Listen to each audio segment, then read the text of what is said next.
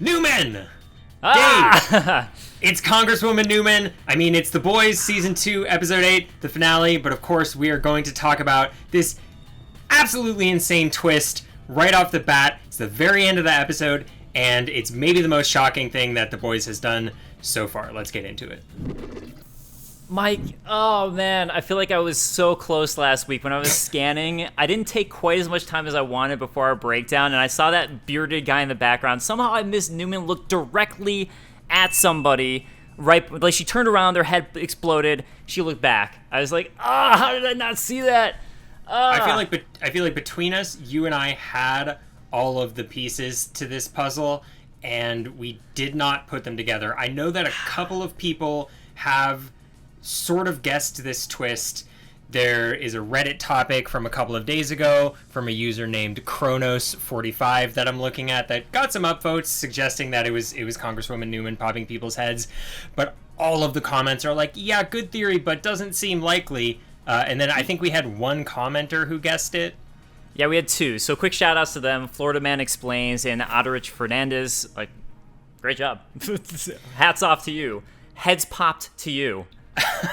I really feel like there were virtually no clues the entire season. Like, they played this one so close to the vest and really didn't telegraph it at all. I would say the only major clues came from during the hearing scene. If you really go back and watch it now, almost all of the head pops are people who are directly in her field of view, and a couple of them she's looking directly at when it happens. So that watching it in retrospect, it's now very obvious that it's her, but only that we know. But you also had a great point too, and which you told me earlier, which is that you initially were telling me that Neuman is really different in the show than the comics, and now it seems like it's not so different if you want to delve into that. Yeah, so that's the other clue is that, and I had been, when they introduced Congresswoman Neuman earlier in this season, I believe we've talked about the differences between her character in the comics and in the show in a past breakdown, but did not go so far as to suggest that maybe they really are doing that, but in a very roundabout way. But in the comics, Neuman is a man.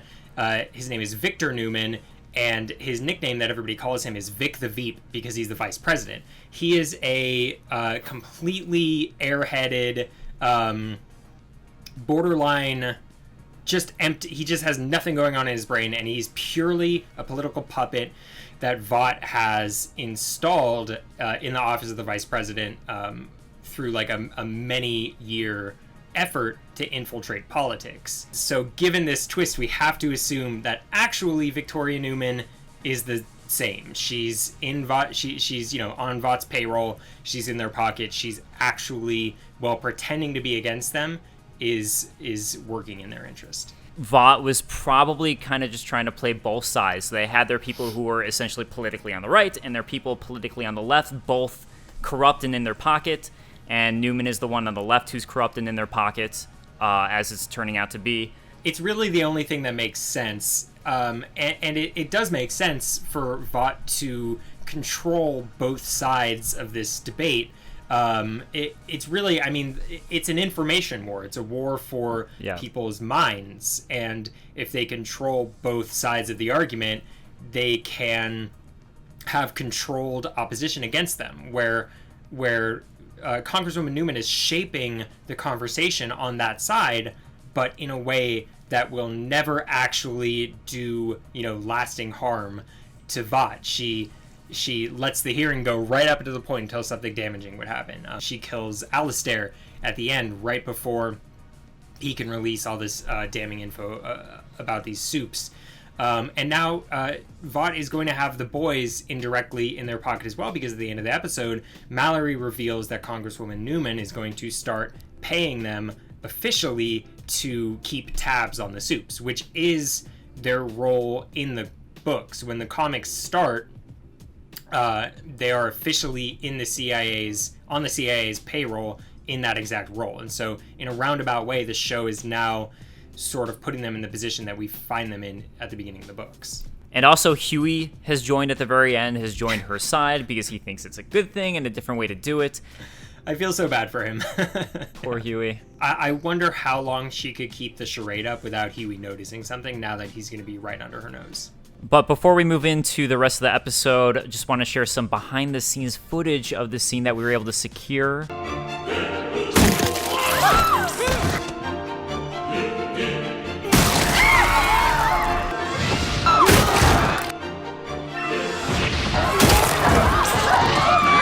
So, Mike, the intro of this episode was similar to the intro of episode 7, where it hit a little closer to home, with it really playing off of things that are going on in real life, as opposed to just this soup version, with a bit of a soup twist, but still, where it had the Second Amendment debate that we saw going on with all the school shootings, and now this very similar thing about like arming the teachers, which is even more dumb in this world because we know that the soups are bulletproof, so that doesn't do anything. You know, I was in school after Columbine, and it was scary enough, but the rate at which these things are happening more and more frequently these days, I can't even imagine being a kid in school. You know, there are elements of this opening scene that are funny, like the kid holding up the hole puncher or whatever. Yeah.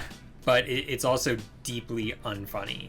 We branch from that straight into the government now, where they're planning on, because of everything that happened and this being blamed on the super terrorists, as we assumed last episode was going to be the case, that means that now the president is going to just bypass everything, give a whole bunch of money to the government, the army, and then ICE following up on that to get Compound V at $5 million a pop.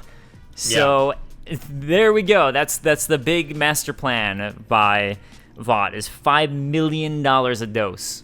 The ICE comment is particularly chilling. I did think it was interesting that Neuman, even in private, is blaming Vought for this attack.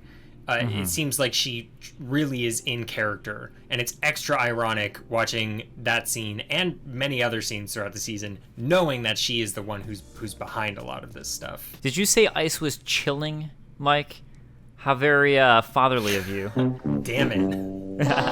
Unintentional dad joke. So, as you noted, we find out that Becca is an absolute badass, escaping from the compound, finding Butcher in this like random ass den underneath a pawn shop that could be any pawn shop. And apparently she trained with Butcher in Fort Bragg, so that explains why she's so dope.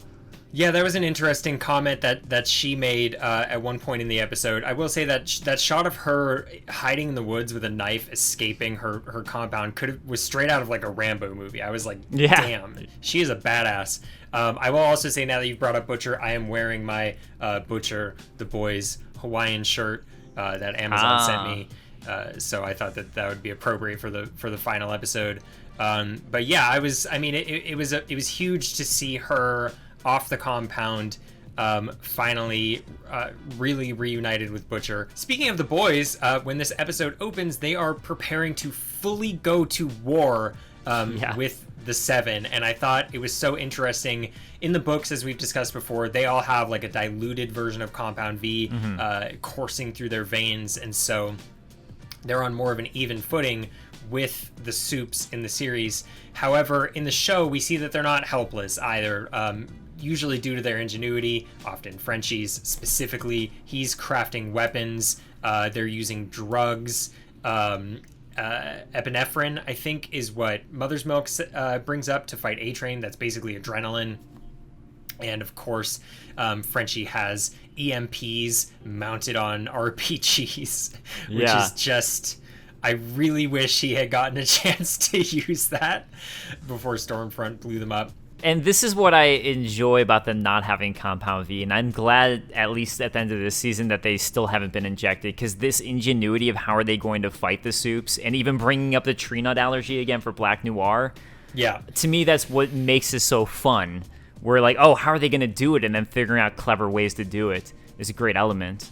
I agree. One thing I want to point out about this scene, and it relates to something from last week, is how genuinely and maniacally happy Butcher looks throughout this whole conversation. Like, finally, it has come to this point. They're just gonna kill everyone, every Soup that they can. And it relates to something I brought up last week, which is Mallory's comment about this unending cycle of brutality. last week, Butcher would be happy with an unending cycle of brutality where they can just, dish out destruction against Soups. And that's adapted from a comics line that Mallory says to Hughie. We get the boys kind of branching out for it a little bit before everything comes together at the end. And we have Hughie and Starlight first going to try to head out and see if Queen Maeve will help them out to testify against Vought to try to prevent Compound V going out to everybody, which was just such a bad idea. Queen Maeve rightly points out that it's suicide to do so, but even more so, it's pointless. And I'll say it again this week. Queen Maeve going in this direction of just being completely jaded and cynical and hopeless is also her sort of on a trajectory to be more like her comics character. Yeah, and we find out why Hughie likes Billy Joel so much finally, which is his mom who left him. It was her favorite, and they would dance together and listen to Billy Joel. So it's like essentially his way to hold on to his mom. So that felt like a good place for his character arc to one of the endings for his character arc this season, given how much Billy Joel there was throughout the season. But A-Train, it's so cool when he just pops in the car. I was like, his abilities are really cool when he uses them well. So he pops in the car, and we find out, going back a little bit, that Alistair Adana has a meeting with Stan Edgar about getting Deep and A-Train back in. And partially because the Deep's going back in and they can't let 2 in, and partially because Stormfront is a horrible racist. A-Train can't get in. So he figures out why not blackmail? Well, I guess it's not blackmail, but why not figure out info about Stormfront and get it to someone? Yeah, expose her, which is great. It kind of brought together a bunch of different storylines from throughout the season, and it made it clear why the Church of the Collective has been a plot line this season. It was all part of Stormfront's storyline, and she made a reference earlier this season about how she used to be a member of the Church of the Collective until they started letting anybody in, which obviously was that racist kind of a dog whistle. I think one of our commenters pointed out it's not technically a dog whistle if you're saying it to a black person. Fine. There was a racist undertone to what she was saying, is the point. The fact that she used to be a member of the Church of the Collective keys A-Train to the fact that they would have a file on her. It's so funny to me with the arc of A-Train, because in the first episode of the show, he's made to be the character you really hate the most at first. Yeah. And with everything, he's definitely not as bad of a guy as a lot of other people in the 7. He's just extremely selfish, which, I mean, hey, in the end, this was really a selfish act by him. But it was funny to be rooting for him and being like, go A-Train, when usually, I'm so used to not liking him and not wanting him to succeed. And I was like, yes, A-Train, you did it. Well, we've talked about it earlier this season, right? Your enemy is your friend, and A-Train is not allied with the boys, but for this one moment, they're on the same side. Going back to the rest of the boys, though, Becca finds Butcher, who promises he's going to get Ryan back, and ends up setting up a meeting with Stan Edgar, which was really cool to see, because while they'd spoken before, it was fun to see them have an actual in-person meeting, because this is really the two, in a way, most opposing people outside of Butcher and Homelander having a meeting and coming to an agreement, which I wasn't expecting. Well, I liked this scene a lot because of what it reveals about Stan Edgar, and a lot of people in our comment sections and elsewhere throughout the season have been wondering why would Stan, as it became more and more clear that Stormfront was working directly with Stan Edgar, why would Stan Edgar empower this actual Nazi who's also talking shit about Vought constantly, riling people up? And as I theorized earlier in the season, the one thing that transcends race, all other forms of status or power, is money, and it seems to be all that Stan Edgar cares about, and he confirms it right here. And he lays it. This is basically his evil villainous monologue, laying out his whole plan. Stormfront riles people up. Angry people want Compound V. Compound V raises their share prices. That's it. Yep. Yes, he would have preferred it stayed secret, but it didn't. So he's playing the hand that he's been dealt, and he really is as ruthless as a person can be. And he'll discard her as soon as this chapter is done too. Yeah, and you can tell he does dislike Stormfront. It's pretty clear by his expression and what he says that he doesn't want to work with her, but he doesn't care. He's just doing what he has to, despite his personal feelings towards her. Yeah, and one of his most interesting comments was the idea that freaking out, going on a rampage or whatever he says is a white man's privilege, right? Because Homelander does whatever the he wants all the time, and nobody cares, and nobody ever calls him on it. But as soon as any non-white person in the show, including the best example being Kimiko's brother, does anything, they're labeled a super terrorist or a super villain and an enemy. And that really, that point really did drive home one of the season's main sort of thematic circles. Now we're getting to, I think, the climax of the entire season, and one of the most tense but fun and also satisfying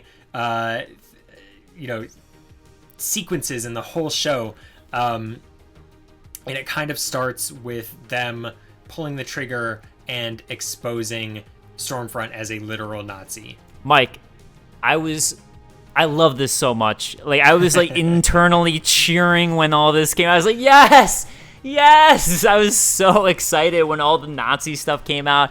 And that like one little like animation meme thing with Stormfront, I was like, right back at you. Yeah. I think this is also where we get into the idea that there has to be some element of fiction that is wish fulfillment, or else we never get that satisfaction in the end. Because it is, I do find it unrealistic these days that the backlash against her for being a literal Nazi would be so immediate, so all-encompassing, because we have fascists in power in the United States right now and nobody cares. As has been said many times, Trump could literally shoot somebody in broad daylight and his supporters would come up with some kind of justification for it.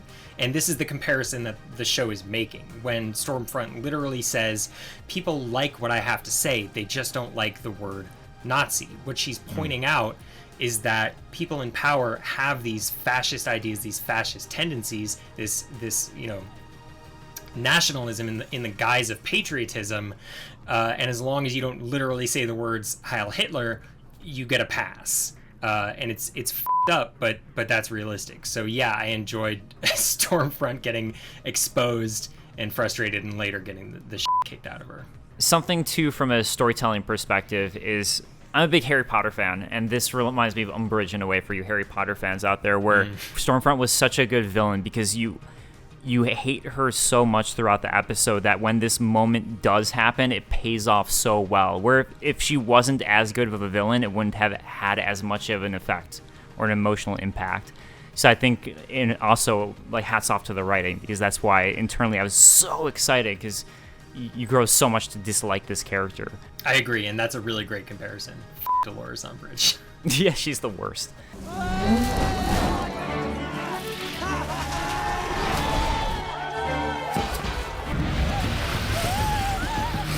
Okay, so let's talk about the boys' actual plan, though. So first plan, part A of the plan. Get everything out about Stormfront to distract her so she leaves. Success. Part B of the plan, high-frequency noise that's so loud, it's like freaking out Homelander, so he has to go check on it way far away from where the house is. Success. Using Vought branded speakers, by the way. Yeah, that was great. And then part C, get Ryan and have, essentially the original plan was get Ryan and then have Vought go in where Ryan is, take him out, and that's it. But that obviously changes as Butcher, his humanity comes out a little bit. But that's the 3-point plan. In the end, he cannot betray Becca like he planned to. He was going to somehow separate her from Ryan, have Vought come and pick up Ryan, and he just can't do it. As Starlight says later in the episode, if even Billy Butcher can do the right thing once in a while. I think that's a little bit harsh, but she does have a point. There's the moment when when Mother's Milk and Becca and Ryan are driving away, when it goes on a little bit too long, and it's like, oh god, what is gonna happen? And Stormfront lands right in front of them, tosses the car through the air like it's nothing. And in that moment, I was like, okay, somebody is dead from this. Like, I thought that too. I was like, what? How did nobody die then? That was a crazy thing for them to survive. The ensuing fight, however, I think was one of the most cathartic things I've ever watched. Like, it was literally, so good. Even before Queen Maeve showed up, when it was just Starlight and Kimiko fighting Stormfront, I was literally screaming, "Girls, get it done!" And Frenchie even says it later. Girls, do get it done. I think it's to the show's credit, and it shows how fucking incredible the show's writing is and how good this show is, that within a span of a few episodes, they can ruthlessly mock the scenes from the Marvel Cinematic Universe in Infinity War and Endgame, when all of the female characters who are present in a single fight scene coincidentally all find themselves together on the battlefield, and there's like this cheesy shot with like this swell of inspirational music, and it's, you know, it works in the MCU, but it is super cheesy, and it's you know, worth poking fun at. And then a few episodes later, they literally do exactly that, having the female characters fight together and have it feel just as good in this show as it does in Avengers Endgame. That's true. Also, how did Queen Maeve figure out where they were? How did she get there? She can't fly. How does she get there? How does she get there so fast? And how does she know where they were? But I don't know. When did she... I think it's a little bit cheap that a lot of her character development is happening off screen. Every time she's on screen, she's cynical, she's smoking, she's drunk, she's f***ing random dudes. And then off screen, she has these changes of heart and shows up at Vought Tower to fight Blackmore, or she shows up here to fight Stormfront, or she shows up a few moments later to confront Homelander. So, you know, I think while the early part of the season was pretty good with Queen Maeve development, I think that they kind of dropped the ball with her character later in the season, the last few episodes, for the sake of having these surprising moments that I think there's diminishing returns on that, in my opinion. Stormfront escapes to where Becca, Butcher, and Ryan are running off to, and she ends up finding them and confronting Becca. And finally, Ryan, who has been starting to get trained by Homelander and Stormfront, and Homelander, who, as big of a piece of shit as he is, really does care about Ryan. Yeah, we talked about this last week. The moment when he opens up to Ryan and talks about his childhood, being raised in a lab, finding himself in a crowd for the first time, crying. I mean, that was... Homelander would never admit that to anybody else. He says "I love you" to his son, and it seems like he really means it. It's crazy, but it's that thing we've talked about many times, where these villains are horrible, evil villains, but even they have sides to them that we can relate to. Yeah, just because someone's bad and most of the things they do are bad doesn't mean that some of the things, they have some good ideas or there's some good in them. They might be 95% bad, but they still might have some things, and that's what makes a character more interesting. In this moment, though, Ryan blasts Stormfront and accidentally Becca with this giant laser beam. Essentially, it's a flash, but what I found interesting was that Homelander straight up laser beams Stormfront in their sex scene, meaning that I wonder if Ryan's actually more powerful or he just doesn't know how to control his powers yet. Like it could be one of the two, but maybe Ryan's actually more powerful than Homelander, which would be interesting. Yeah, I didn't even think about that. I mean, it's possible that Homelander was, despite the extremely weird sex scenes between him and Stormfront, it's possible that he was still holding back on her. We don't know. I mean, he can take out a plane with the laser vision, as we saw in season 1, so we just don't know how powerful that is. But that's a really good point. I want to point out something about the crowbar, which is I don't remember where he actually got it in this scene or why he has that with him, but Butcher picks up a crowbar and he's just whacking Stormfront on the back with it.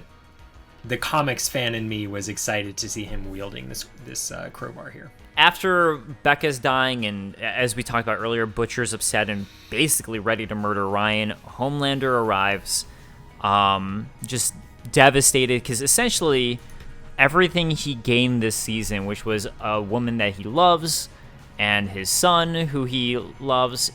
The woman is dying in front of his eyes, and then Ryan ends up siding with Butcher in that moment at the end. So he's just like lost everything he thought he gained, and I thought he was just going to explode on them. I didn't know how Butcher and Ryan were going to get out of this. For sure. Yeah, there's this really striking moment where he is starting to lose it. He's drenched in blood, and he just starts kind of maniacally laughing, and it's his mask is starting to slip more than maybe we've ever seen in the show before, and it reminded me of some shots from the comics that look similar. The context is very different, but similarly, he's got this maniacal grin on his face, and he's covered in blood. And to me, it's kind of an iconic image from the books.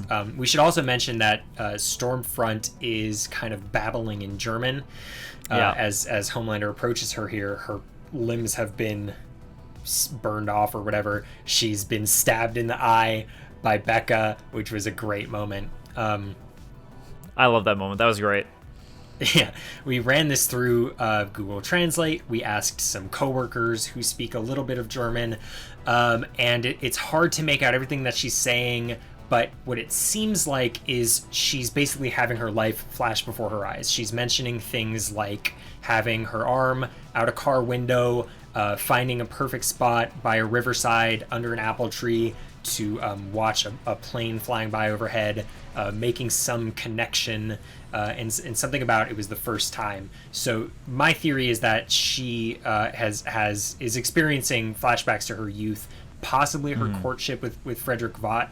Definitely. I do wonder if she actually died, or if her limbs are going to be, she's just going to be a husk that's alive. Because, I don't know. Yeah, we don't know. Have crazy powers. Yeah, we never really find out for sure. And Homelander says later that she's been neutralized, so, but that he doesn't say she's dead. She doesn't die on screen. And there is there are a few soups in the comics who experience mortal wounds and effectively die, but Vought resurrects them using, taking advantage of the Compound V in their system, and sort of keeps them around as brainless husks, trots them out at press conferences, that kind of thing. We've talked about it a little bit earlier in the season in the context of Lamplighter. This could be, she could pop up again next season. So as you mentioned, Maeve shows up once again to save the day, this time threatening to release the tape straight up to Homelander. I found it interesting that Homelander didn't just kill her and then problem solved, but regardless, you see, it was funny to me before, earlier in the episode, Stormfront's telling Homelander, like, no more of that crap, like, premieres and these cheering crowds, and Homelander had kind of a weird look, because that's really something that he treasures and cherishes so much, is the people's adoration, because for him, that's really all the love he has, is the people's love of him. So in this moment, he's trying to rationalize what he wants, and the people's love of him is worth it too much to him. He can't let go of people's perception of him as this hero. He gets that cheering in his head. Yeah, so he ends up conceding, and that ends up saving the day. Maeve saves the day, and Maeve and Starlight are back on the Seven who are now 4, because A-Train is back. The Deep is not back. You have Maeve, Starlight, and Homelander. Black Noir is in an allergy-induced coma. Stormfront is incapacitated. So it's going to be really interesting to see what happens next season, what kind of other soups they're going to bring in to fill those gaps. We know already that Soldier Boy is going to appear next season. He's a character from the books. In a lot of ways, this epilogue that happens afterwards really felt like it could have been the end of the show, up until everything that we discussed with Neuman. But like, so many things are resolved. Like, the Deep, turned out he was acting the whole time with the Church of the Collective, and he's still a piece of crap. But I mean, hey, the Church of the Collective sucks too, so you can't really disagree too much what he's yelling about with the Church of the Collective. Annie and Hughie are okay. They decide to be in a relationship. Butcher actually ends up showing more humanity towards Ryan and giving him this necklace. Yeah, I thought that was interesting. The necklace he gives him was Becca's originally, and it has Saint Christopher on it. Saint Christopher is the patron saint of travelers, and there's this sort of legend about Saint Christopher carrying a young Jesus, before Jesus was, Jesus or whatever, carrying a young Jesus over a river to safety, not unlike Butcher carrying Ryan away from Homelander in this episode. But the charges against the boys are dropped. Gets to be with his wife. So for all intents and purposes, like, MM's out. He's done. He got what he wanted. He got, in a sense, revenge. He's out. Butcher actually turns his back on being a part of the boys. He's finally decided to stop fighting the war for the time being. So Is Butcher that how you has interpreted turned that? away. Butcher walking away from Mallory? Yeah, did you interpret it as he's starting his own thing? What did you think? No, I thought that I took his silence as like acquiescence, agreement, because he's not done. I don't think he's done fighting Homelander at all. Homelander took Becca away from him originally by raping her, and now once again in an indirect way, Homelander has taken Becca away by stealing Ryan away, setting this series of events in motion. So I took that as, Mallory offers him this job, says we're going to be official, you're going to get funding directly from Congresswoman Neuman, and him silently accepting the job. I guess we'll see. Well, yeah, I guess we'll see. That's interesting that we interpreted it two different ways, but yeah, I guess I'll be curious to see in the comments how you interpreted it. Definitely. But yeah, so like in a lot of ways, like with the Office of Soup affairs, you think like, oh, that's about as good as it can get in this world, other than Compound V being destroyed. Like that's this world, that seems like the best thing that can happen, and then it's not. But it would be as good as it could get if Neuman was not secretly evil. Were you okay with the end of Fresca stuff, or did you want more out of it, Mike? I mean, I think looking back on the whole season, I'm glad we're finally talking about the most important part of The Boys Season 2, the Fresca connection. Looking back on the whole thing, I think we can just see the Fresca as a sign in any given scene of how much any given character was, drinking the flavor aid, to use the correct expression. Anybody who rejects the Fresca is not on their side. It's just sort of a sign of who's in with the church and who isn't, and a running joke, and who knows, maybe even product placement in the end, because they never really explained it. So I don't know. Yeah, who knows? But it was fun when he pops the can and Alistair's head explodes with it. So I'm obsessed. I mean, I liked season 1 a lot. This season blew season 1 out of the water. So topical, so well written, such hateable villains, and yet complex villains. So many characters that I was rooting for. I was so tense the whole season. It feels like Homelander might pop out of the sky at any moment and just laser any character you love to death. Even though there aren't that many main character deaths, it feels like a world where that can happen at any second, because there's so many powerful forces at play. And this is, I mean, there's some shows coming out this year still that we're excited about. There's The Mandalorian and WandaVision, of course. But for me, so far, this is my show of the year, hands down. Yeah. So far. Yeah, I loved it. I felt like all the moments that they had were earned. The fact that, as you compared the head-popping scene from last episode to the Red Wedding, I agree. Like, the fact that it had that much of an effect. It's rare for a show to really make you care that much when something that bad happens, and this show pulled it off. So, again, just so much credit to this season. I agree this season was fantastic, and I think they do a great job of pulling in topical things and not feeling preachy about it. I feel like they just do it in a really good way. It all felt realistic to me. This is stuff that we're watching. It's not subtle, but a lot of that stuff throughout the season is things that we're watching happen in real life every day. So, Dave, mostly I'm going to be sad to not be breaking these down with you anymore. Aw, I'll be sad not to be breaking down with you again, Butcher. Thank you so much, everyone, though, for joining us on this journey throughout The Boys. We really appreciate it, and we've got a little bit more planned for you. Mike's going to be doing some Easter eggs for another video, and we have some more content planned as well around The Boys. But beyond that, keep it tuned to GameStop Universe, because we got everything that you could possibly need around TV shows, movies, and everything else entertainment. So we will see you guys for more, and we had an absolute blast watching the show with you guys. Thanks, everyone.